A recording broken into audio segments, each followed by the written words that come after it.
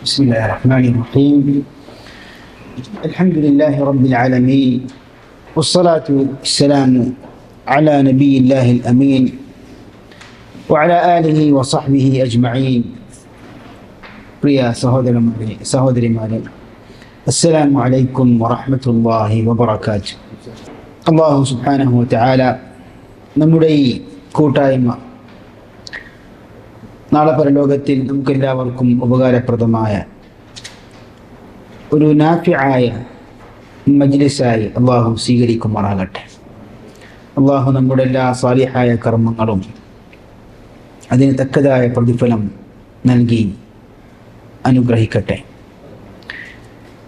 പ്രിയ സഹോദരന്മാരെ, സഹോദരിമാരെ, നാം പഠിച്ചുകൊണ്ടിരിക്കുന്നത് വളരെ പ്രധാനപ്പെട്ട ഒരു വിഷയമാണ് ഇൽമുൽ ഫറാഇദ്, അനന്തരാവകാശ ശാസ്ത്രം. അതിൻ്റെ പ്രധാന നിയമങ്ങൾ ഖുർആനിക വചനങ്ങളിലൂടെ പഠിക്കാനാണ് നാം പരിശ്രമിച്ചു കൊണ്ടിരിക്കുന്നത്. അല്ലാഹു സുബ്ഹാനഹു വതആല വിശദമായി വിവരിച്ച നിയമങ്ങളാണ് അനന്തരാവകാശ നിയമങ്ങൾ. നമുക്കെല്ലാവർക്കും അറിയാം, പലപ്പോഴും കുടുംബാംഗങ്ങൾ തമ്മിൽ വഴക്കും വിദ്വേഷവും ഉണ്ടാകാറുള്ള ഒരു കാര്യമാണ് സ്വത്തോഹരി വിഷയം. മുമ്പ് നല്ല അടുപ്പമുണ്ടായ, നല്ല സ്നേഹബന്ധമുള്ള കുടുംബക്കാർ തന്നെ അവർക്ക് തമ്മിൽ ഭിന്നിപ്പും വിദ്വേഷവും വൈരാഗ്യവും സ്വത്തിൻ്റെ വിഷയത്തിൽ ഉടലെടുക്കുന്നു. അതുകൊണ്ട് തന്നെ അല്ലാഹു സുബ്ഹാനഹു വതആല ഈ സൂക്ഷ്മമായ വിഷയം അള്ളാഹുവിൻ്റെ യുക്തിപൂർവം, നീതിപൂർവം നമുക്ക് വിവരിച്ചു തന്നു. ഫരീദത്തൻ മിനല്ലാഹ്, അള്ളാഹുവിങ്കൽ നിന്ന് നിർണിതമായ കാര്യമാകുന്നു ഇത്. വസിയ്യത്തൻ മിനല്ലാഹ്, അള്ളാഹുവിൻ്റെ പക്കൽ നിന്നുള്ള നിർദ്ദേശമാകുന്നു എന്നെല്ലാം അനന്തരാവകാശ നിയമങ്ങൾ വിവരിച്ചതിൻ്റെ അവസാനം അള്ളാഹു നമ്മെ ഓർമ്മപ്പെടുത്തുന്നു. അതുകൊണ്ട് തന്നെ ഈ നിയമങ്ങൾ നമ്മുടെ ജീവിതത്തിൽ അവലംബിക്കുകയും നടപ്പിൽ വരുത്തുകയും ചെയ്യുന്നത് നമ്മെ സംബന്ധിച്ചിടത്തോളം നിർബന്ധ കർത്തവ്യമാണ്. സൂറത്തു നിസായിലെ 12-ാമത്തെ ആയത്താണ് നാം ഇപ്പോൾ പഠിച്ചുകൊണ്ടിരിക്കുന്നത്. കഴിഞ്ഞ നോട്ടിൽ അഥവാ 4-ാമത്തെ നോട്ടിലാണ് നമ്മൾ 12-ാമത്തെ ആയത്ത് അഥവാ അനന്തരാവകാശ വിഷയത്തിൽ ഉള്ള 3 ആയത്തുകളിലെ 2-ാമത്തെ ആയത്താണ് നാം പഠിച്ചുകൊണ്ടിരിക്കുന്നത്. കഴിഞ്ഞ ക്ലാസ്സിൽ വായിച്ചതാണ് വലക്കും നിസ്ഫു മാ തറക അസ്വാജുക്കും ഇൻ ലം യകുൻ ലഹുന്ന വലദ്. നിങ്ങളുടെ ഭാര്യമാർ വിട്ടേച്ചു പോയ സ്വത്തിൻ്റെ പകുതി അവകാശം അവർക്ക് മക്കളില്ലെങ്കിൽ നിങ്ങൾക്ക് ലഭിക്കുന്നു.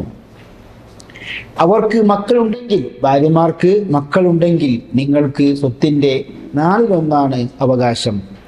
മിൻ ബഅദി വസിയ്യത്തിൻ യുസീന ബിഹാ ഔ ദൈൻ, ഭാര്യമാർ നൽകിയ, നിർദ്ദേശിച്ച വസിയ്യത്തിനും കടത്തിനും ശേഷമാണിത്. വലഹുന്ന റുബ്ഉ മിമ്മാ തറക്തും ഇൻ ലം യകുൻ ലക്കും വലദ്, ഭർത്താക്കന്മാർ വിട്ടേച്ചു പോയ സ്വത്തിൻ്റെ 4/1 നിങ്ങൾക്ക്, ഭർത്താക്കന്മാർക്ക് മക്കളില്ലെങ്കിൽ ഭാര്യമാർക്ക് അവകാശപ്പെടുന്നത് സ്വത്തിൻ്റെ 4/1.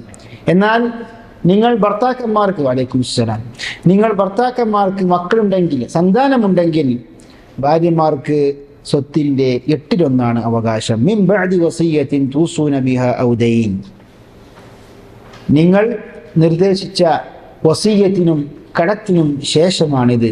വഇൻ കാന റജുലുൻ യൂറസു കലാലതൻ ഔ ഇംറഅത്തുൻ വലഹു അഖുൻ ഔ ഉഖ്തുൻ ഫലികുല്ലി വാഹിദിൻ മിൻഹുമ അസ്സുദുസ്, കലാലത്തായി ഒരാളുടെ സ്വത്ത് വീതം ചെയ്യപ്പെട്ടാൽ അയാൾക്ക് സഹോദരനോ സഹോദരിയോ ഉണ്ടെങ്കിൽ അവരിൽ ഓരോരുത്തർക്കും സ്വത്തിൻ്റെ 1/6 അവകാശം.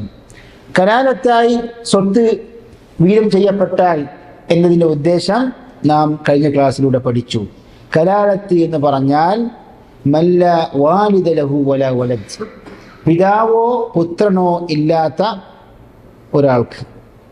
ഒരാൾ മരണപ്പെട്ടാൽ അയാൾക്ക് പിതാവില്ല, അയാൾക്ക് പുത്രനില്ല. അങ്ങനെയാകുമ്പോൾ അയാൾക്ക് സഹോദരനോ സഹോദരിയോ ഉണ്ടെങ്കിൽ അവരിൽ ഓരോരുത്തർക്കും സ്വത്തിൻ്റെ 1/6 അവകാശം. ഇവിടെ നാം പഠിച്ചു.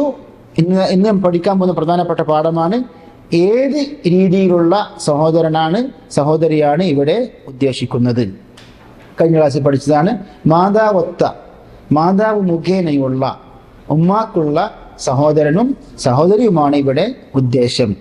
ഫൈൻ കാനു അക്സറ മിൻ ദാലിക, ഈ പറഞ്ഞ സഹോദരനോ സഹോദരിയോ ഒന്നിൽ കൂടുതലുണ്ടെങ്കിൽ, അവർ അധിക പേരുണ്ടെങ്കിൽ, ഫഹും ശുറകാഉ ഫിസ്സുലുസ്, അവർ 3/1 പങ്കാളികളാകുന്നു, തുല്യാവകാശികളാകുന്നു.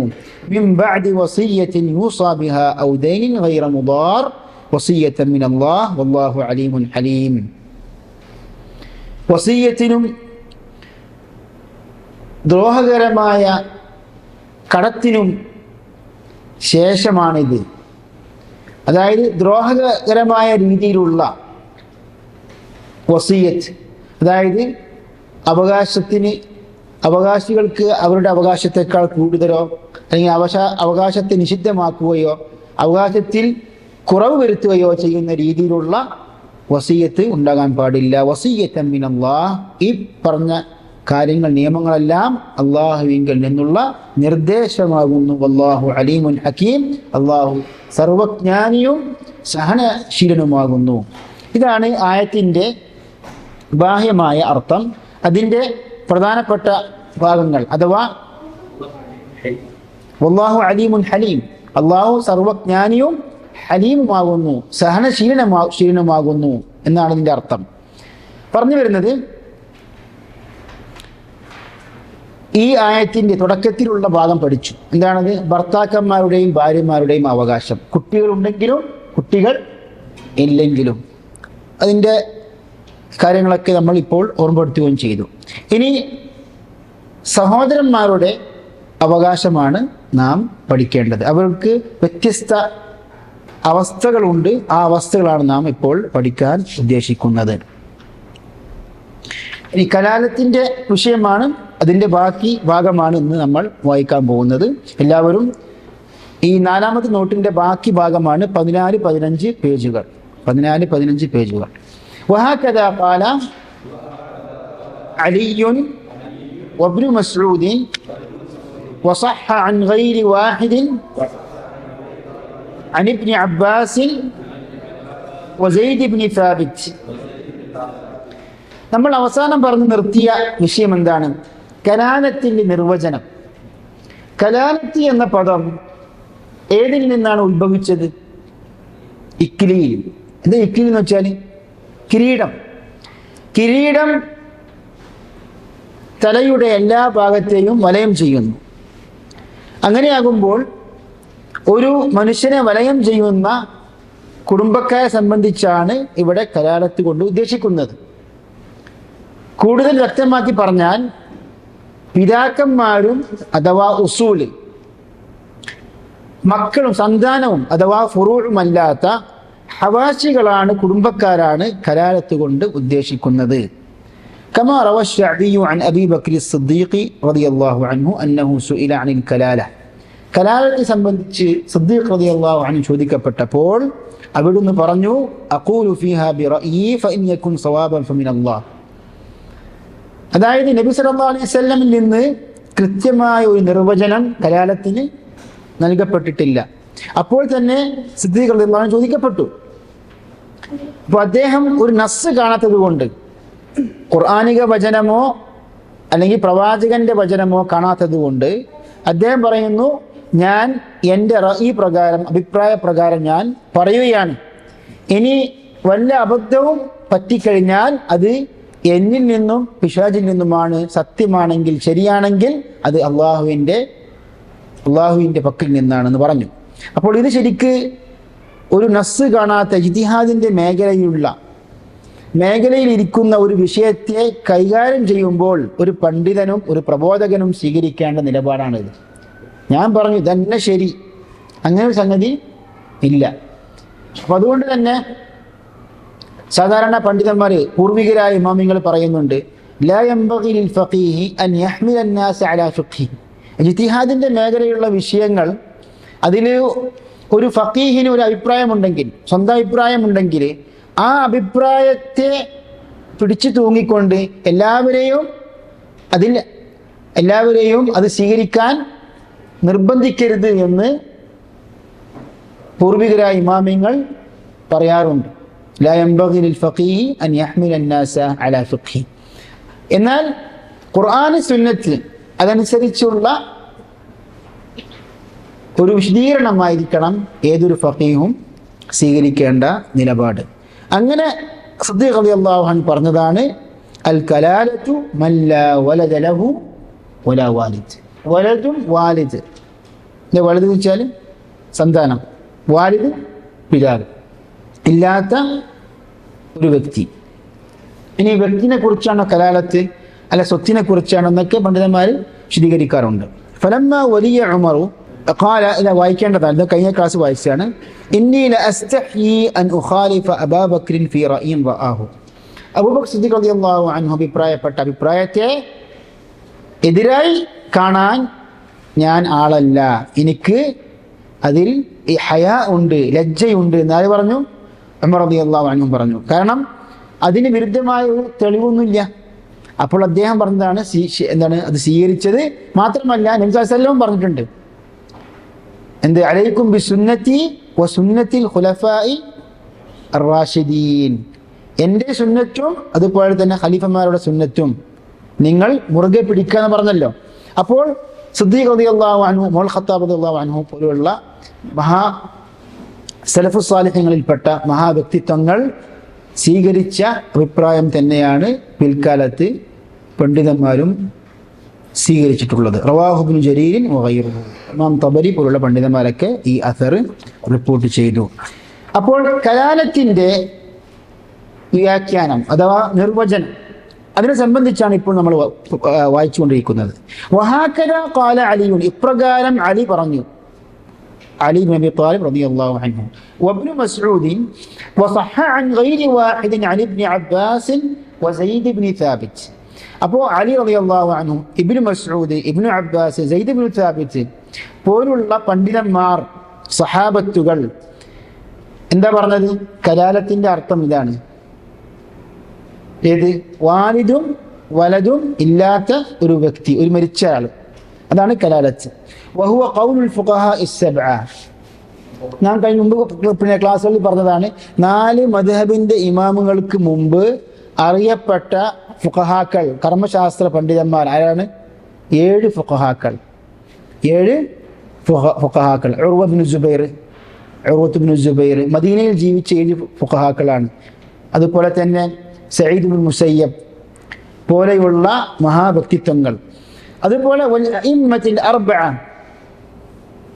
വഹുവ ഖൗലുൽ ഫുഖഹാ السبعة والأئمة الأربعة وجمهور السلف والخلف بل جميعهم وقد حكى الإجماع عليه غير واحد. അപ്പോൾ ഫുഖഹാ السبعة الأئمة الأربعة ബഹുഭൂരിഭാഗം സലഫു സാലിഹീങ്ങളിലും പിൻഗാമികളിലും പെട്ട ബഹുഭൂരിപക്ഷം പണ്ഡിതന്മാരും ഈ അഭിപ്രായം ഉദ്ധരിച്ചിട്ടുണ്ട്. ജമീഉഹും, അല്ല എല്ലാവരും പറഞ്ഞിട്ടുണ്ട്.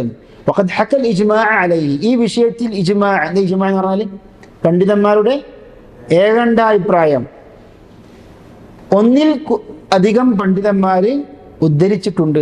ഇജ്മാഉം പറയപ്പെട്ടിട്ടുണ്ട് ഈ വിഷയത്തിൽ, ഇജ്മാഉം പറയപ്പെട്ടിട്ടുണ്ട് ഈ വിഷയത്തിൽ. അപ്പോൾ നമ്മൾ തർക്കിക്കേണ്ട ഒരു സംഗതിയല്ല. വഖൗലുഹു തആല വലഹു അഖുൻ ഔ ഉഖ്തുൻ. ഇനി അഖ് ഉഖ്ത്, കലാലത്തിന്റെ അർത്ഥം പറഞ്ഞല്ലോ, വാലിദ് വലത് ഇല്ല, എന്നാൽ അയാൾക്ക് ആരുണ്ട്? സഹോദരനോ സഹോദരിയോ ഉണ്ട്. അപ്പോൾ സഹോദരൻ ഏത് നിനക്കുള്ള സഹോദരനാണ്, സഹോദരിയാണ്? അതാണ് ചർച്ചാ വിഷയം. അവിടെ ഇമാം ഇബ്നു കസീർ പറയുന്നു, ഐ മിൻ ഉമ്മിൻ, മാതാവത്ത സഹോദരനും സഹോദരിയുമാണ് ഇവിടെ ഉദ്ദേശിക്കുന്നത്. ഐ മിൻ ഉമ്മിൻ കമാ ഹുവ ഫീ ഖിറാഅതി ബഅദ് സലഫ്, പൂർവികരായ സലഫുസ് സാലിഹ്യങ്ങളിൽപ്പെട്ട ചില സഹാബത്തുകളുടെ പാരായണത്തിൽ അത് വ്യക്തമാണ്. അതായത് മനസ്സിലാക്കണം, ഖുർആനിൽ വലഹു അഖുൻ ഔ ഉഖ്തുൻ എന്നേ ഉള്ളൂ, മനസ്സിലായില്ലേ? എന്നാൽ സഅദ് ഇബ്നു അബി വഖാസ് റളിയല്ലാഹു അൻഹു പോലുള്ള ചില സഹാബത്തുകളുടെ പാരായണത്തിൽ വലഹു അഖുൻ ഔ ഉഖ്തുൻ മിൻ ഉമ്മിൻ എന്നും കൂടിയുണ്ട്. വലഹു അഖുൻ ഔ ഉഖ്തുൻ മിൻ ഉമ്മിൻ, ഇതിനെ പറയാ ഖിറാഅ ശാദ്ദ എന്ന് പറയും. എന്താണ് ഖിറാഅ ശാദ്ദ?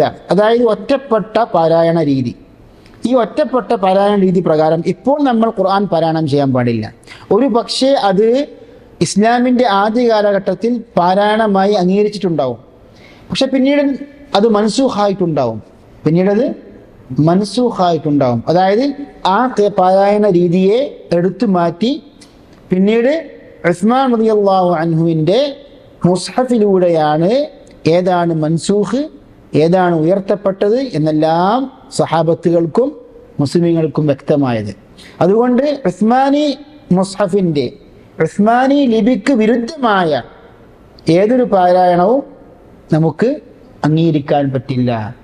പണ്ഡിതന്മാരെ പറയുന്നു, ഒരു പാരായണ രീതി അംഗീകരിക്കണമെങ്കിൽ 3 നിബന്ധനയുണ്ട്. ചുരുക്കി പറയാണ്, ഒന്ന് മുതവാത്തിറായിരിക്കണം, മുതവാത്തിർ കൂട്ടം കൂട്ടമായി നമ്മിലേക്ക് എത്തിപ്പെട്ട ഒരു പാരായണ രീതിയായിരിക്കണം. അതായത് കൂട്ടം സഹാബത്തുകൾ നബി സ്വല്ലല്ലാഹു അലൈഹി വസല്ലം നിന്ന് കേട്ടു, കൂട്ടം താബിഈങ്ങൾ അവരിൽ നിന്ന് കേട്ടു, അങ്ങനെ കൂട്ടം കൂട്ടമായിട്ട്. കാരണം ഒരു പക്ഷേ ഒറ്റപ്പെട്ട ഖിറാഅത്താണെങ്കിൽ എന്താ പ്രശ്നം? നമുക്കറിയാം, സഹാബത്തുകൾ ഇസ്ലാമിക ചരിത്രത്തിലുടനീളം പല ദേശങ്ങളിലേക്കും പല രാജ്യങ്ങളിലേക്കും ദഅവത്തിൻ്റെ ദൗത്യം ഏറ്റെടുത്തുകൊണ്ട് താമസം മാറ്റിയിട്ടുണ്ട്. അപ്പോൾ തന്നെ നസ്ഖ് ചെയ്യപ്പെട്ട വിഷയം പല സഹാബത്തുകൾക്കും അറിയണമെന്നില്ല.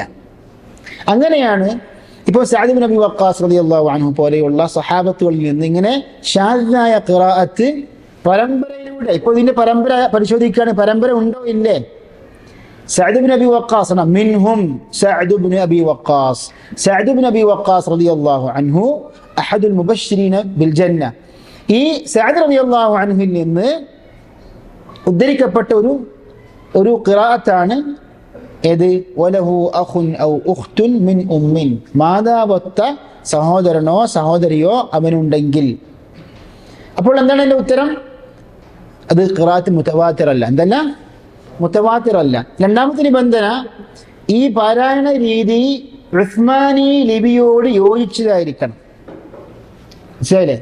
പാരായണ രീതി ഉസ്മാനി ലിപിയോട് യോജിച്ചായിരിക്കണം. ഈ പാരായണം, അതായത് സഅദ് റളിയല്ലാഹു അൻഹുവിൽ നിന്ന് ഉദ്ധരിക്കപ്പെട്ട പാരായണം, ഈ പാരായണം ലിപിയോട് യോജിക്കുന്നുണ്ടോ? ഇല്ല. കാരണം മിൻ ഉമ്മ എന്ന വാക്ക് നമ്മുടെ ഈ ഉസ്മാനി മുസ്ഹഫ്, ഉസ്മാനി മുസ്ഹഫ് എന്ന് പറഞ്ഞാൽ ഉസ്മാൻ റളിയല്ലാഹു അൻഹുവിൻ്റെ കാലഘട്ടത്തിൽ ക്രോഡീകരിക്കപ്പെട്ട മുസ്ഹഫിൻ്റെ ലിപിയാണ്, എഴുത്തിനാണ് റസ്മുൽ ഉസ്മാനി എന്ന് പറയാം. അതിനോട് യോജിച്ച പാരായണമായിരിക്കണം. അല്ലെങ്കിലോ അത് മുതവാത്തിർ മാത്രമല്ല, നമുക്ക് സ്വീകരിക്കാൻ പറ്റില്ല. ഒരു പക്ഷേ അത് സഹീഹായ ഖിറാഅത്ത് ആയിരിക്കാം, പക്ഷെ ഒരു പക്ഷേ മൻസൂഖായിട്ടുണ്ടാവും. അതുപോലെ മൂന്നാമത്തെ നിബന്ധന, അറബി ഭാഷയോട് യോജിച്ച ഖിറാഅത്തായിരിക്കണം. ഇപ്പം സഹീഹുൽ ബുഖാരിയിൽ ഒരു റിവായത്ത് കാണാൻ സാധിക്കും. എന്താണത്? നമുക്കറിയാം, സൂറത്തുൽ ലൈലിൽ വമാ ഖലഖ ദക്കറ വൽ ഉൻസ, അല്ലാഹു സുബ്ഹാനഹു വ തആല സൃഷ്ടിച്ച ആണിനെയും പെണ്ണിനെയും പിടിച്ച് സത്യം ചെയ്യും. ഇത് വേറെ ഒരു ഷാദ്ദായ ഖിറാഅത്തിൽ വദ്ദക്കരി വൽ ഉൻസ എന്നാണ്. ഇതാണ് സഹീഹുൽ ബുഖാരിയിൽ ഉണ്ട് താനും. ഇതാണ് പല ഹദീസ് നിഷേധികളും എടുത്തിട്ട് കണ്ടോ, എല്ലാ ഹദീസ് നമുക്ക് അംഗീകരിക്കാൻ പറ്റില്ല എന്ന് പറഞ്ഞിട്ട് ഈ സഹീഹുൽ ബുഖാരി ഇതുപോലെയുള്ള ഖിറാഅത്തുകളൊക്കെ അപ്പോൾ ഇതുപോലെയുള്ള റിപ്പോർട്ടുകളൊക്കെ പിടിച്ചിട്ട് സഹീഹ് ബുഖാരി നമുക്ക് പൂർണ്ണമായിട്ട് അംഗീകരിക്കാൻ പറ്റില്ല എന്ന് വാദിക്കാറുള്ളത്. യഥാർത്ഥത്തിൽ നമ്മുടെ നാട്ടിലൊക്കെ ഇതുപോലെയുള്ള ചോദ്യങ്ങൾ ചോദിക്കുമ്പോൾ പലപ്പോഴും ഇൽമുൽ ഖിറാഅത്തുമായി വലിയ ബന്ധമില്ലാത്തത് കൊണ്ട് തന്നെ പെട്ടെന്ന് ഉത്തരം നൽകാൻ പറ്റണമെന്നില്ല. എന്താണ് എൻ്റെ ഉത്തരം? ഈ ഖിറാഅത്ത് മൻസൂഖായതാണ്, ഇത് സഹീഹായ ഇസ്നാദോടെ വന്നതാണ്. അപ്പോൾ തന്നെ ഇത് ഇസ്ലാമിൻ്റെ ആദ്യ കാലഘട്ടത്തിൽ ഉണ്ടായിരിക്കാം. പക്ഷെ നമുക്ക് ഇപ്പോൾ അംഗീകരിക്കാൻ പറ്റുമോ? ഇത് സഹീഹ് ബുഖാരിയിലുണ്ട്, സത്യമായിരിക്കാം. പക്ഷേ ഇപ്പോൾ പാരായണമായി നമുക്ക് അംഗീകരിക്കാൻ പറ്റില്ല, കാരണം മുത്തവാത്തിറല്ല. അതുകൊണ്ട് മൻസൂഖാൻ സാധ്യതയുണ്ട്. മാത്രമല്ല റസ്മുൽ ഉസ്മാനിയുമായി യോജിച്ചതല്ല. സഹാബത്തുകൾ ഇജ്മാ ചെയ്താണ് റസ്മുൽ ഉസ്മാനിയോടുള്ള ഒരു യോജിപ്പ്. റസ്മുൽ ഉസ്മാനിയെ യോജിപ്പ് പ്രകടിപ്പിച്ചുകൊണ്ട് സഹാബത്തുകൾ എല്ലാവരും ഏകോപിച്ചു. അതുകൊണ്ട് തന്നെ ആ ഇജ്മാഇന് വിരുദ്ധമായിട്ട് നമുക്ക് പ്രവർത്തിക്കാൻ പാടില്ല. ഏതായാലും ഈ റിപ്പോർട്ടുകളൊക്കെ കാണുമ്പോൾ നിങ്ങൾക്കൊരു അവ്യക്തത ഉണ്ടാകാതിരിക്കാൻ വേണ്ടിയിട്ടാണ് ഇത്രയും വിശദീകരിച്ചത്. വഖദ ഫസ്സറഹ അബൂബക്കർ അസ്-സിദ്ദീഖ് ഫീമാ റവാഹു ഖതാദതു അൻഹു. സിദ്ദീഖ് റളിയല്ലാഹു അൻഹു ഇപ്രകാരം തഫ്സീർ വ്യാഖ്യാനം നൽകിയിട്ടുണ്ട്. ഏതിന്? വലഹു അഖുൻ ഔ ഉഖ്തുൻ, അത് മാതാവത്ത സഹോദരനും സഹോദരിയാണെന്ന് ആരൊക്കെ പറഞ്ഞു? ഒരു ഖിറാഅത്തിലുണ്ട്. അപ്പോൾ ഈ ഖിറാഅത്ത് ഇവിടെ നമുക്ക് പാരായണം ചെയ്യാൻ പറ്റില്ലെങ്കിലും തഫ്സീറിൻ്റെ വിഷയത്തിൽ ശ്രദ്ധിക്കണം. തഫ്സീറിൻ്റെ വിഷയത്തിൽ അത് നമുക്ക് ഉപയോഗപ്പെടുത്താൻ പറ്റും. കാരണം അതിന് സനദുണ്ടോ? സനദുണ്ട്. പലപ്പോഴും അത് സഹീഹാകാൻ സാധ്യതയുണ്ട്, സഹീഹായ സനദായിരിക്കും. പക്ഷെ അത് മുതവാത്തിർ അല്ലാത്തത് കൊണ്ട് നമുക്ക് പാരായണം ചെയ്യാൻ പാടില്ല. പക്ഷെ നമുക്ക് ഹദീസിന്റെ ഗണത്തിൽ പെടുത്താൻ പറ്റും. അതായത് ഖുർആൻ വ്യാഖ്യാനിക്കുന്ന വിഷയത്തിൽ നമുക്കത് അവലംബിക്കാൻ പറ്റും. അതുകൊണ്ട് തന്നെ തഫ്സീർ പണ്ഡിതന്മാർ ഷാദായ ഖിറാഅത്തും വ്യാഖ്യാനങ്ങളിൽ തഫ്സീറുകൾ ഗ്രന്ഥങ്ങളിൽ നൽകാറുണ്ട്. ഫലികുല്ലി വാഹിദിൻ മിൻഹുമ അസ്സുദുസ്, എന്താ അർത്ഥം? ഈ സഹോദരനും സഹോദരിക്കും ഫലികുല്ലി വാഹിദിൻ, അവരിൽ ഓരോരുത്തർക്കും, മിൻഹുമ അവരിൽപ്പെട്ട ഓരോരുത്തർക്കും അസ്സുദുസു, എന്താണ്? 1/6. ഫഇൻ കാനൂ, അവർ ആണെങ്കിൽ, അക്സറ മിൻ ദാലിക, ഇതിനേക്കാൾ കൂടുതൽ, ഒന്നിൽ കൂടുതൽ. കാരണം ഒരു സഹോദരനും വലഹു അഖുൻ, ഒരു സഹോദരനോ, ഔ ഉഖ്തുൻ, ഒരു സഹോദരിയോ എന്ന് പറഞ്ഞത്. അതിൽ കൂടുതലുണ്ടെങ്കിലോ ഫഹും ശുറകാഉ ഫി സുലുസ്, എന്താ അർത്ഥം? സ്വത്തിന്റെ 1/3 അവർ തുല്യ അവകാശികളാകുന്നു, ശുറക്കാഉകളാകുന്നു, പങ്കാളികളാകുന്നു. ഇനി ഇബ്നു കസീർ റഹ്മഹുല്ലാഹ് അല്പം കൂടി വിശദീകരിക്കുകയാണ്. മാതാവത്ത സഹോദരന്മാർ മറ്റു അവകാശികളിൽ നിന്ന് പല വിഷയങ്ങളിലും വ്യത്യസ്തരാണ്, ചില വ്യത്യാസങ്ങളുണ്ട്. എന്താണ് ആ വ്യത്യാസം? ചുരുക്കി ഇമാം ഇബ്നു കസീർ റഹ്മഹുല്ലാഹ് അദ്ദേഹത്തെ തഫ്സീറിൽ കുറിക്കുന്നു. അഹദുഹാ, അതിന് മുമ്പ് വായിക്കാം, വഇഖ്വത്തുൽ ഉമ്മി യുഖാലിഫൂന ബഖിയ്യത്തുൽ വറസതി മിൻ വുജൂഹ്, പല നിലക്കും മാതാവത്ത സഹോദരന്മാർ മറ്റു അവകാശികളിൽ നിന്ന് വ്യത്യസ്തരാകുന്നു, അവർ എതിരായി നിൽക്കുന്നു. അഹദുഹാ അന്നഹും യരിസൂന മഅ മൻ അദ്ലൗ ബിഹി വഹിയൽ എന്നർത്ഥം? ആര് മുഖേനയാണോ, ആരുടെ ബന്ധം കാരണമാണോ ഈ സഹോദരന്മാർക്ക് സ്വത്ത് ലഭിക്കുന്നത്, അവരോടൊപ്പം തന്നെ അവർക്ക് സ്വത്തിന് അവകാശമുണ്ട്.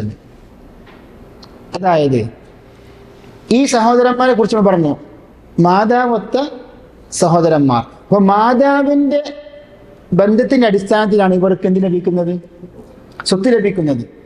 ഇനി അവരും ഈ മാതാവും ഒരുമിച്ചാണെങ്കിൽ അവർക്ക് മാതാവിനോടൊപ്പം തന്നെ സ്വത്തിൽ അവകാശമുണ്ട്. അതാണ് ഇവിടെ സാധാരണ ഈ ഫറായിദിന്റെ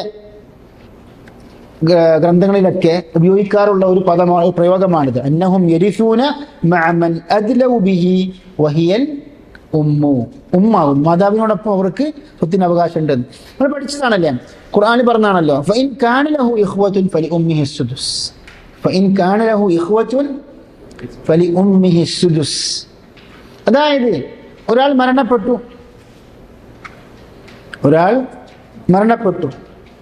അങ്ങനെയാകുമ്പോൾ സഹോദരന്മാരുണ്ട്, മരിച്ച ആൾക്ക് സഹോദരന്മാരുണ്ട്, അതുപോലെ തന്നെ മാതാവുണ്ട്, അതുപോലെ തന്നെ പിതാവുണ്ട്.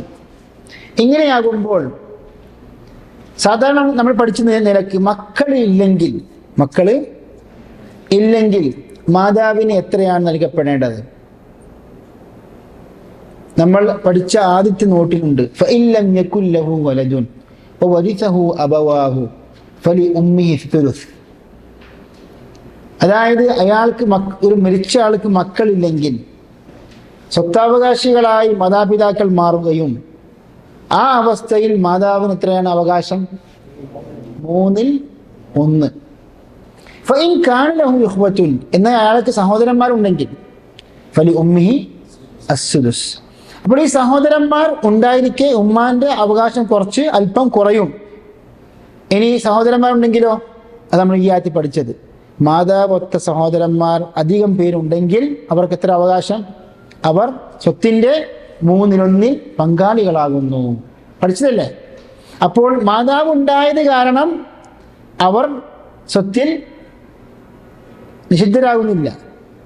നിഷിദ്ധമാക്കപ്പെടുന്നില്ല, മറിച്ച് അവർക്കും അവരുടേതായ അവകാശമുണ്ട് എന്നർത്ഥം. ഇതാണ് ഒന്നാമത്തെ കാര്യം. മനസ്സിലായില്ലേ? അതായത് സാധാരണ ഇത് പറയാനുള്ള കാരണം എന്താ അറിയും, മറ്റു അവകാശികളിൽ നിന്ന് വ്യത്യസ്തരാണെന്ന് പറഞ്ഞപ്പോൾ അതിന്റെ അർത്ഥം ഇത് അവരുടെ പ്രത്യേകതയാണ്, മാതാവത്ത സഹോദരന്മാരുടെ പ്രത്യേകതയാണെന്ന്. അതായത് നമുക്കറിയാം, കഴിഞ്ഞ ക്ലാസ്സിൽ പറഞ്ഞതാണ്, ആൺമക്കളില്ലെങ്കിൽ എന്നാൽ ആൺമക്കളുടെ മക്കൾ ഉണ്ടെങ്കിൽ അവർക്കും എന്തുണ്ട്? അവകാശമുണ്ട്. ഇബ്ന് ഇല്ലെങ്കിൽ ഇബ്നുൽ ഇബ്നാണ് അവകാശം, മകന്റെ മകന്. ഇനി അപ്പോൾ മകന്റെ ബന്ധത്താലാണ് ആർക്ക് സ്വത്ത് ലഭിക്കുന്നത്? മകന്റെ മകൻ ലഭിക്കുന്നത്. ശരി, ഇനി മകൻ ഉണ്ടായിരിക്കെ മകന്റെ മകൻ അവകാശം ഉണ്ടോ? ഇല്ല. മനസ്സിലായില്ലേ? എന്നാൽ മാതാവത്തെ സഹോദരന്മാർക്കോ മാതാവ് ഉണ്ടായിരിക്കെ തന്നെ അവർക്കും സ്വത്തിൽ അവകാശമുണ്ട് എന്നാണ് ഒന്നാമത്തെ പോയിന്റ്. രണ്ടാമത്തെ പോയിന്റ്, അന്ന ദുകൂറഹും വൈകാസാനി അന്ന ദുകൂറഹും വഇനാസഹും ഫിൽ മീറാത്തി സവാ. അവരിൽപ്പെട്ട സഹോദരന്മാരും സഹോദരികളും സ്വത്തിൽ തുല്യാവകാശികളാകുന്നു. അതായത് സാധാരണ നമ്മൾ ഫറായിദിൽ പഠിച്ച തത്വം എന്താണ്? ലിദ്ദകരി മിസ്ലു ഹവ്വിൽ ഉൻസയൈൻ.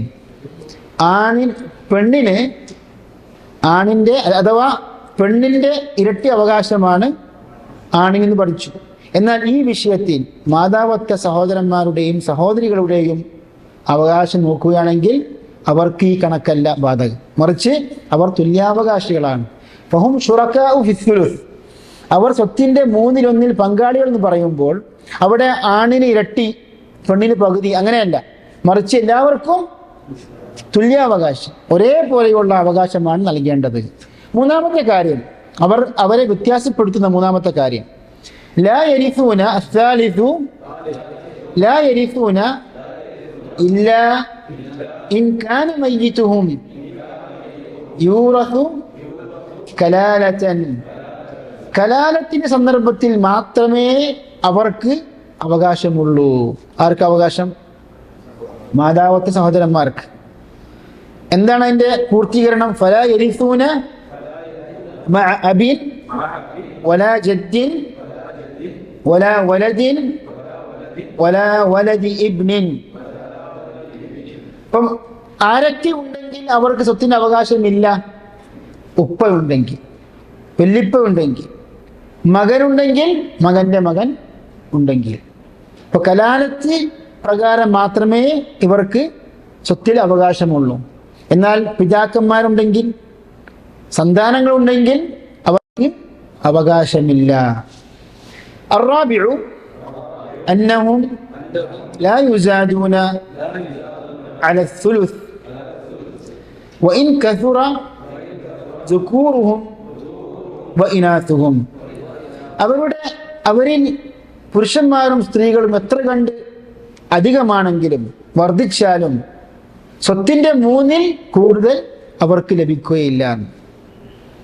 മനസ്സിലായല്ലോ? അവർ എത്ര പേരുണ്ടെങ്കിലും എത്ര കൂടിയാലും സ്വത്തിന്റെ അവകാശം ആ ഖുർആൻ പറഞ്ഞ ആ സുലുസ് മാത്രമേ അത് വീതിച്ചെടുക്കാന്നല്ലാതെ അതിൽ കൂടുതൽ അവർക്ക് ലഭിക്കുകയില്ല. ഇത് വളരെ സൂക്ഷ്മമായി തന്നെ ഇമാം ഇബ്നു കസീർ വളരെ ഭംഗിയായി തന്നെ വിശദീകരിച്ചു. വഖൗലുഹു മിൻ ബഅദി വസിയ്യത്തിൻ യൂസാ ബിഹാ ഔ ദൈനിൻ ഗൈറ മുദാർ. അപ്പോൾ ദൈന് കടം വസിയത്തിനും ശേഷമാണ് ഈ പറഞ്ഞ ഭാഗിക്കൽ, സ്വത്ത് ഭാഗിക്കൽ.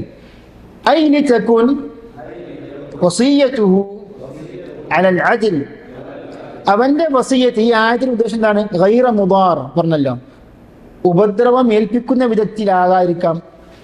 ആകാൻ പാടില്ല, ദ്രോഹം ഏൽപ്പിക്കുന്ന വിധത്തിലാകാൻ പാടില്ല. എന്താ അതിന്റെ അർത്ഥം? ഐനി തകുൻ വസിയത്തുഹു അലൽ അദ്ൽ, നീതിപൂർവമാകട്ടെ അവന്റെ വസിയത്ത്, ലാ അലൽ ഇദ്റാരി വൽ ജൗരി വൽ ഹൈഫ്, അനീതി, അക്രമം, അതുപോലെ തന്നെ ദ്രോഹം ഇല്ലാത്ത രീതിയിലായിരിക്കണം അവന്റെ വസിയത്ത്. എന്താണ് ദ്രോഹം ഏൽപ്പിക്കുന്ന ദ്രോഹകരമായ വസിയത്തിന്റെ രൂപം എന്താണ്? ബി അൻ യഹ്രിമ ബഅദൽ വറസ, ചില അവകാശികൾക്ക് സ്വത്ത് നിഷിദ്ധമാക്കുക, അവർ കൊടുക്കണ്ട കേട്ടോ എന്ന് വസിയത്തിൽ പറയും. ആ വസിയത്ത് നടപ്പിൽ വരുത്താൻ പാടില്ല. ഔ യൻഖുസഹു, അല്ലെങ്കിൽ സ്വത്ത് അവകാശത്തിൽ അവർക്ക് കുറവ് വരുത്തുക. ഔ യസീദഹു, അല്ലെങ്കിൽ കൂടുതൽ വസിയത്ത് പറയുക. അലാ മാ ഫറദല്ലാഹു ലഹു മിനൽ ഫരീദ, അള്ളാഹു നിർണയിച്ച കണക്കിൽ കൂടുതൽ ഒരാൾക്ക് സ്വത്തിൽ അവകാശം വസിയത്ത് ചെയ്യുക, നിർദ്ദേശിക്കുക, ഇതൊന്നും പാടില്ല. അതുകൊണ്ട് തന്നെ നബി വസല്ലം പറയുന്നത് എന്താണ്? ലാ വസിയത ലിവാരിസ്, അനന്തരാവകാശിക്ക് എന്തില്ല? വസിയത്തില്ല. ഇനി അല്ലാത്തവർക്ക് വസിയത്ത് ചെയ്യുകയാണെങ്കിലും സുലുസിൽ കൂടാൻ പാടില്ല, അതായത് സ്വത്തിന്റെ 1/3 കൂടാൻ പാടില്ല. ഫമൻ സഅ ഫീ ദാലിക, അതിനു വേണ്ടി വല്ലവരും പുറപ്പെട്ടാൽ, കാന കമൻ ളാദ്ദല്ലാഹ ഫീ ഹുക്മിഹി വശർഇ, അല്ലാഹുവിന്റെ വിധിക്കും നിയമത്തിനും വിരുദ്ധമായി അവൻ പ്രവർത്തിച്ചു എന്ന അർത്ഥമായി തീർന്നു. അതുകൊണ്ട് തന്നെ അൽഹംദുലില്ലാ സൂറത്തു നിസായിലെ അനന്തരാവകാശവുമായി ബന്ധപ്പെട്ട 2ാമത്തെ ആയത്താണ് നമ്മളിപ്പോൾ പൂർത്തീകരിച്ചത്. ഉദാഹരണങ്ങൾ പലപ്പോഴും നമ്മൾ ബോർഡിൽ എഴുതാറുണ്ട്. ഇനി നിങ്ങൾക്ക് തന്നെ എപ്പോഴും ഉപയോഗപ്പെടുത്താൻ വേണ്ടി തന്നെ എല്ലാവരും ഇത് കഴിഞ്ഞ രീതിയിൽ പൂരിപ്പിക്കുക. ഈ ഉദാഹരണങ്ങളിൽ നമുക്ക് ഒരുമിച്ച് ഈ ഉദാഹരണങ്ങൾ പൂരിപ്പിക്കാൻ എല്ലാവരും ശ്രമിക്കുക. ഇവിടെ 1ാമത്തെ ഉദാഹരണം നോക്കി നിങ്ങൾ. അവകാശികളായി ഒരു മകനും മകളുമുണ്ട്. ഇവിടെ ഓഹരി, അതുപോലെ തന്നെ അവകാശം അഥവാ ലഭിച്ചത്, ഈ ഓഹരിയിൽ നിന്ന് കിട്ടിയത് എത്രയാണ്?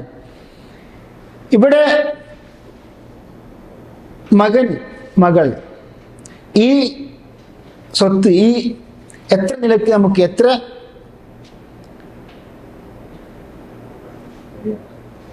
ഭാഗമായിട്ട് നമുക്ക് തിരിക്കാൻ പറ്റും? 3 ഓഹരിയായി തിരിക്കാം. ഇവിടെ മകൻ എത്രയാണ് കിട്ടുക? അതെല്ലാവരും കയ്യിൽ വേണ്ടല്ലോ. 1ാമത്തെ ഉദാഹരണം ഇങ്ങനെയാണ്. ഒരു മകൻ, ഒരു മകൾ.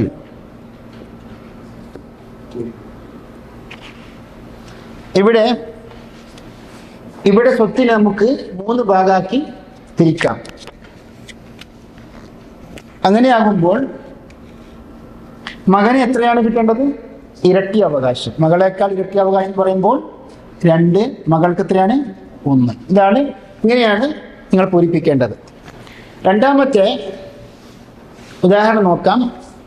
വേണമെങ്കിൽ അതിൻ്റെ ഓരോന്നിൻ്റെയും മേലെ അക്കട്ടോളി 1.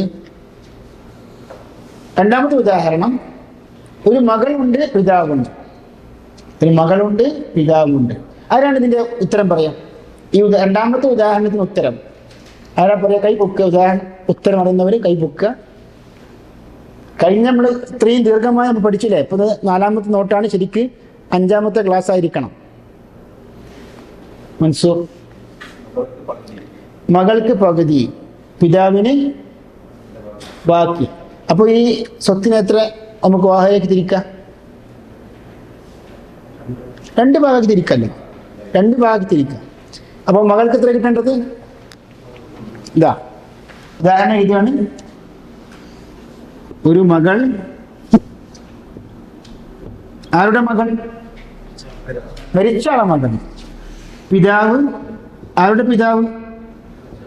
മരിച്ചാളെ പിതാവ്. ഇവിടെ മകൾക്ക് എത്രയാണ്? ഈ കോളത്തിൽ ഇങ്ങനെ എഴുതേണ്ടത്. പകുതി അവകാശം. മകൾക്ക് പകുതി അവകാശം, ഉപ്പാക്ക് ബാക്കി. ഇപ്പൊ ഇവിടെ 2 വാഹനമാക്കി തിരിക്കാണ്. ഇപ്പൊ ഇവിടെ 2 നിൽക്കാം. മകൾക്ക് എത്ര കിട്ടേണ്ടത്? 2ന്റെ പകുതി എത്രയാണ്? 1. പിതാവിന് ബാക്കി എത്രയാണ്? 1. ഇതേ രീതിയിൽ നിങ്ങൾ ഈ പ്രകാരം ഇവിടെ ഓരോ ടേബിളും നിങ്ങൾ പൂരിപ്പിക്കണം എന്നർത്ഥം കേട്ടോ. മകൾക്ക് പകുതി, പിതാവിന് ബാക്കി. എങ്ങനെ മനസ്സിലായത്?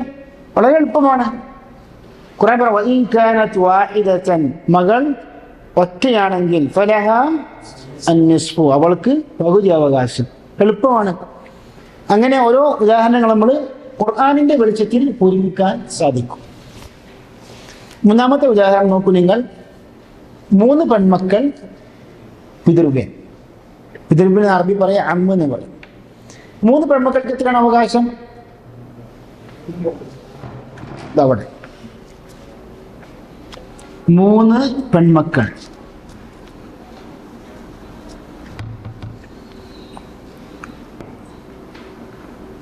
ഇവിടെ എന്താ പറഞ്ഞത്? പിതൃവ്യൻ.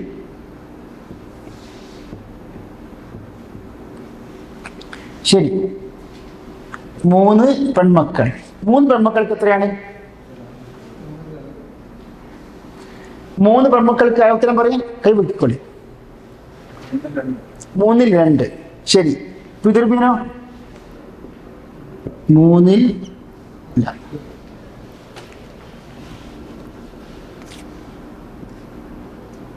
2. പിതൃവ്യന് ബാക്കി.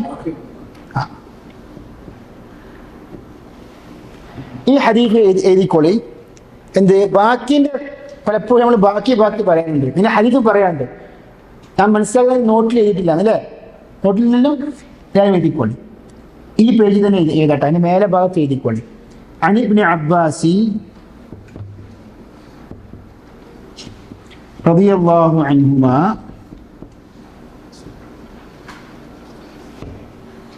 عن النبي صلى الله عليه وسلم قال ألحقوا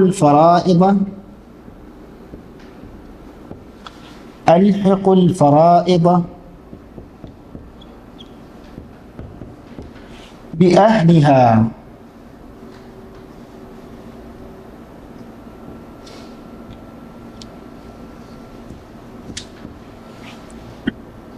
فما بقي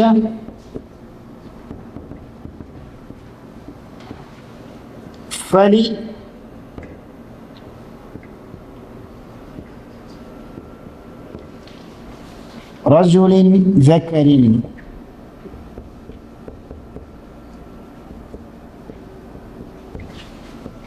رواه البخاري ومسلم. ഇതാണ് അതിൻ്റെ ഹദീസ്. ബാക്കി നൽകുന്നതിൻ്റെ തെളിവാണത്. ഇബ്നു അബ്ബാസ് റളിയല്ലാഹു അൻഹു നിവേദനം, നബി സല്ലല്ലാഹു അലൈഹി വസല്ലം അരുളി, അൽഹിഖുൽ ഫറായിദ ബി അഹ്ലിഹ. ഫറായിദ് നിർണിതമായ അവകാശങ്ങൾ അവരുടെ അവകാശികൾക്ക് നൽകി കൊടുക്കുക. ആണോ? അൽഹിഖുൽ ഫറായിദ, അവകാശങ്ങൾ അവകാശികൾക്ക്. ഫറാദ് എന്ന് പറഞ്ഞാൽ ഫരീദത്തിന്റെ ബഹുവചനമാണ്. എന്താ ഫരീദ അർത്ഥം? ഫരീദത്ത് എന്ന് വെച്ചാൽ അഥവാ ഫറാദ് എന്ന് വെച്ചാൽ നിർണിത അവകാശങ്ങൾ, അള്ളാഹു നിശ്ചയിച്ച അവകാശങ്ങൾ അവരുടെ അതിൻ്റെ അവകാശികൾക്ക് നൽകുക. ഫമാ ബഖിയ, ഇനി ബാക്കിയുള്ളത്, ഫലി ഔല, ഏറ്റവും അടുത്ത, ഫമാ ബഖിയ, ഇനി ബാക്കിയുള്ളത് അവശേഷിക്കുന്നത്, ഫലി ഔല, ഏറ്റവും അടുത്ത ബന്ധമുള്ള, റജുലിൻ ദകരിൻ, പുരുഷനാണ് നൽകേണ്ടത്. റവാഹുൽ ബുഖാരി മുസ്ലിം, ബുഖാരി മുസ്ലിം റിപ്പോർട്ട് ചെയ്ത സഹിഹായ ഹദീസാണിത്. അപ്പോൾ ഇതിൻ്റെ അടിസ്ഥാനത്തിലാണ് പലപ്പോഴും പിതൃവ്യനാണെങ്കിലും പിതാവാണെങ്കിലും ബാക്കി എന്ന് പറയാനുള്ള കാരണം ഈ ഹദീസിന്റെ അടിസ്ഥാനത്തിലാണ്. അപ്പോൾ 3 പെൺമക്കൾക്ക് എത്രയാണ് പറഞ്ഞത്? 3-ൽ 2 പിതൃവിന് ബാക്കി.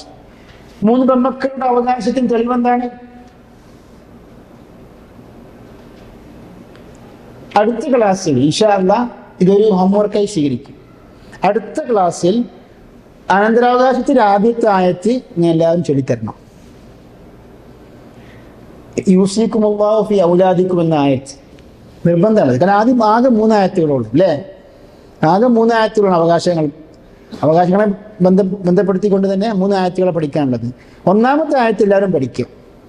ഇനി അതുകൊണ്ട് തന്നെ ആരും വരാതിരിക്കരുത്.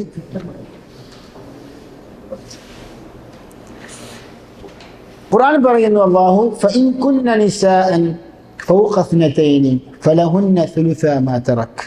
ഫഇൻ കുന്ന നിസാഅൻ, അവർ സ്ത്രീകളാണെങ്കിൽ, പെൺമക്കൾ സ്ത്രീകളാണെങ്കിൽ, ഫൗഖ ഇത്നതൈനി, 2-ൽ കൂടുതലാണെങ്കിൽ, ഫലഹുന്ന സുലുസാ മാ തറക്, അവർക്ക് സ്വത്തിന്റെ 3-ൽ 2 അവകാശമാണ് ഉള്ളത്. ശരി, ഇനി പിതൃവിന് ബാക്കിയാണ്. എന്താ തെളിവ്? അതാണ് ഈ ഹദീസ്. ഫമാ ബഖിയ, ബാക്കിയുള്ളത്, ഫലി ഔലാ റജുലിൻ ദക്കർ, ഏറ്റവും കുടുംബബന്ധമുള്ള പുരുഷനാണ് പോകേണ്ടത്. ഇനി അടുത്തത്, ഇത് നിങ്ങൾ എഴുതുന്നില്ലേ ഓരോ അവകാശവും? ഭർത്താവ്, പിതാവ്, സൗജ്, അബു. ആരെ ഭർത്താവ്? മരിച്ച സ്ത്രീയുടെ, മരിച്ചയാൾ ആരാണ്? സ്ത്രീയാണ്. പിതാവ്, മരിച്ചയാളുടെ പിതാവുണ്ട്, അതായത് ഭാര്യന്റെ പിതാവുണ്ട്. അങ്ങനെയാകുമ്പോൾ ഭർത്താവിന് എത്ര കൊടുക്കേണ്ടത്? ആരാ പറയാ ഉത്തരം? ഭർത്താവിന് പകുതി, പിതാവിന് ബാക്കി. എന്താണ് ഭർത്താവിന് പകുതിയാണെന്ന് തെളിവ്? അതാണ് നമ്മൾ ഇന്ന് അഥവാ കഴിഞ്ഞ ക്ലാസ്സിൽ പഠിച്ച ആയത്തിന്റെ ആദ്യ ഭാഗം. വലക്കും നിസ്ഫു മാ തറക അസ്വാജുക്കും ഇല്ലം യകുൽ ലഹുന്ന വലദ്. ഇതാണ് ഇതിന്റെ പ്രമാണം. ഓരോ വിഷയത്തിനും ഓരോത്തിനും തെളിവുണ്ട്, വ്യക്തമായ തെളിവുണ്ട്. വലക്കും നിസ്ഫു മാ തറക അസ്വാജുക്കും, നിങ്ങളുടെ ഭാര്യമാർ വിട്ടേച്ച് പോയതിന്റെ പകുതി അവകാശം നിങ്ങൾക്കുണ്ട്. ഇല്ലം യകുൽ ലഹുന്ന വലദ്, അവർക്ക് മക്കളില്ലെങ്കിൽ. പിതാവിനോ ബാക്കിയാണ് ഉള്ളത്. എന്താ തെളിവ്? ഫമാ ബഖിയ ഫലി ഔലാ റജുലിൻ ദക്കർ. ആരാണ് ഹദീസ് വായിക്കുക പൂർണ്ണമായിട്ടും? ഹദീസ് ഹറക്കത്ത് മൗലവിമാര് വായിക്കുന്നതിനേക്കാൾ നമ്മൾ പ്രിഫറൻസ് കൊടുക്കുന്നത് മറ്റുള്ളവർക്കാണ്.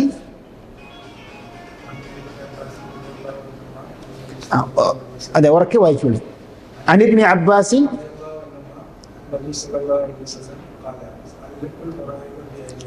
അൽഹിഖുൽ, അതെ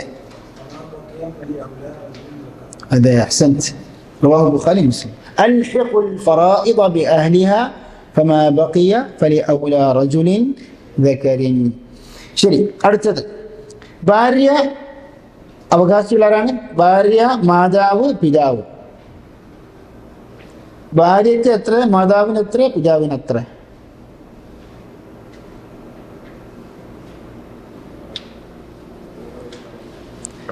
മറ്റേ നോക്കി നിങ്ങള്, ഭർത്താവും മാതാവും പിതാവും. ഈ 2 മസ്അലകൾക്ക് എന്താണ് പറയാ? അൽ മസ്അലതാനി അൽ ഉമരിയതാൻ. മറക്കരുത്, അൽ മസ്അലതാനി അൽ ഉമരിയതാൻ. മലയാളത്തിൽ എഴുതാം 2 ഉമരി വിഷയങ്ങൾ. 2 ഉമരി വിഷയങ്ങൾ മലയാളത്തിൽ അറബിയിൽ അൽ മസ്അലതാനി مسألتان العمريتان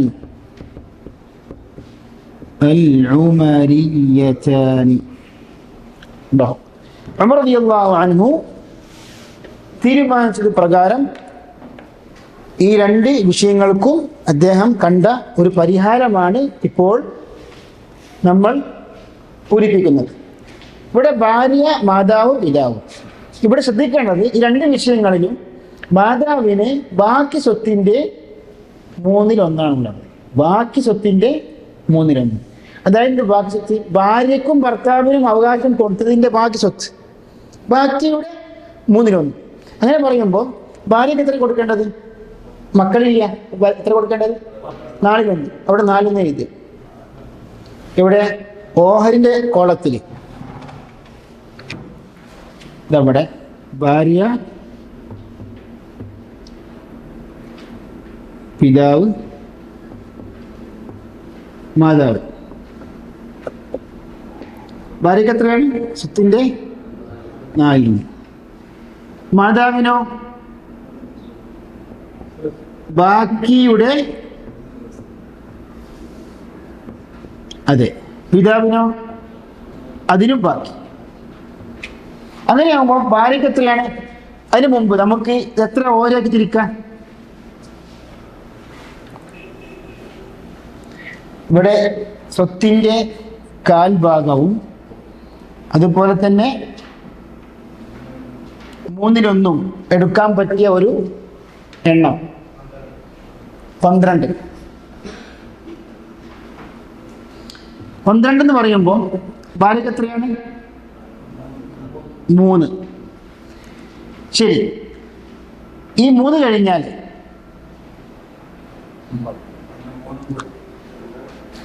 ബാക്കി എത്രയാണുള്ളത്? ബാക്കി 9 ഉണ്ട്. ഈ 9ന്റെ 1/3 എത്രയാണ്? 3. ബാക്കി 6, ഭാര്യക്ക് 3. ഇതാണ് ഇതിൻ്റെ കണക്ക്. അപ്പോൾ ബാക്കി സ്വത്തിൻ്റെ, അതായത് 3 കഴിഞ്ഞാൽ പിന്നെ 9 ഈ 9ന്റെ 1/3 അതാണ് ബാക്കിയുടെ 1/3 എന്ന് പറയാനുള്ള കാരണം. സുലുസുൽ ബാക്കി. ഇനി ഭർത്താവ്, മാതാവ്, പിതാവ്.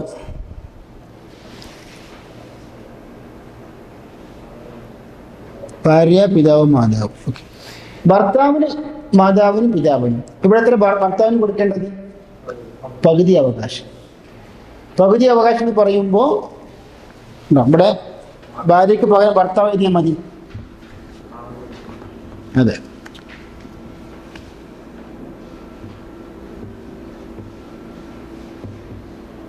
ഭർത്താവ്. ഇങ്ങനെയാവുമ്പോൾ ഭർത്താവിന് എത്രയാണ്? പകുതി. ഇവിടെ പിതാവിനും മാതാവിനും എത്രയാണ്? ബാക്കിയുടെ 1/3. അപ്പം ഭർത്താവിന് എത്രയാണ്? ഇവിടെ എത്ര ഓഹരിയാക്കി തിരിക്കുക? 4 നോക്കാം നമുക്ക്. 4. അങ്ങനെയാവുമ്പോൾ പകുതി എത്രയാണ്? 4 പോലല്ലേ? കാരണം ഇവിടെ 6 ആകുമ്പോൾ ഇതിൻ്റെ പകുതി എത്രയാണ്? 3. ബാക്കി എത്രയാണ്? 4 അല്ലേ? അല്ല, അഥവാ 3. അങ്ങനെയാകുമ്പം മാതാവിന് 1, പിതാവിന് 2. അപ്പോൾ ഈ വിഷയത്തിന് ഇത് അറിയപ്പെട്ട അനന്തരാവകാശ ഗ്രന്ഥങ്ങളിൽ വളരെ അറിയപ്പെട്ട ഒരു 2 വിഷയങ്ങളാണ്. അൽ മസ്അലത്താൻ അൽ ഉമരിയത്താൻ. എന്നാൽ അത് അൽ മസ്അലത്താൻ അൽ ഗരീബത്താൻ എന്നൊക്കെ വേറെ പേരുകളും ഇതിന് ഉണ്ട്. പെട്ടെന്ന് തീർക്കുകയാണ്. ഇനി അവകാശികളായി മാതാവൊത്ത 2 സഹോദരന്മാർ, പിന്നെ പിതൃവ്യൻ. മാതാവൊത്ത 2 സഹോദരന്മാർക്ക് എത്ര കൊടുക്കേണ്ടത്?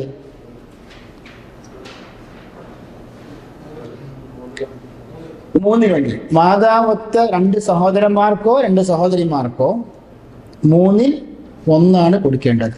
പിതൃവ്യനോ ബാക്കി.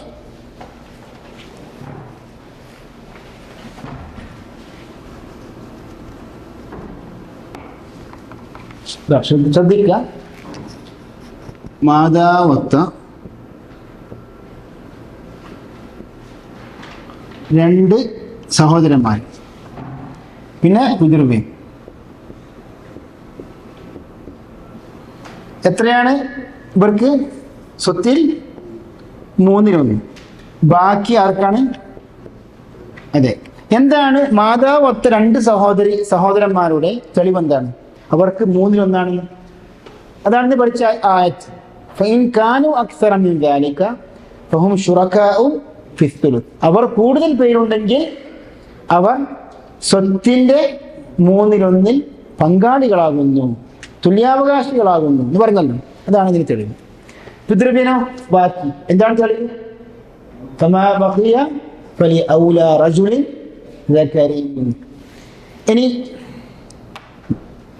അവകാശികളായി മാതാവൊത്ത സഹോദരൻ, പിതൃവ്യൻ. മാതാവൊത്ത സഹോദരൻ, ഒരു സഹോദരൻ, പിന്നെ പിതൃവ്യൻ. എത്രയാണ് മാതാവിന് നൽകേണ്ടത്? ആരാ പറയും?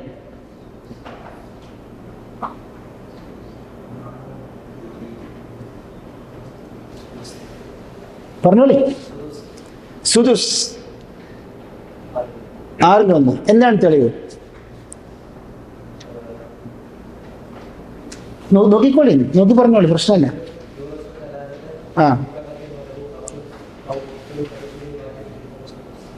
പക്ഷെ ഇവിടെ മാതാവിന് തെളിവാണ് ഉപയോഗിച്ചത്. നിങ്ങൾ പറഞ്ഞത് മാതാവിന് സുദുസാണ്, 6/1. അതിന് തെളിവാണ് ചോദിച്ചത്.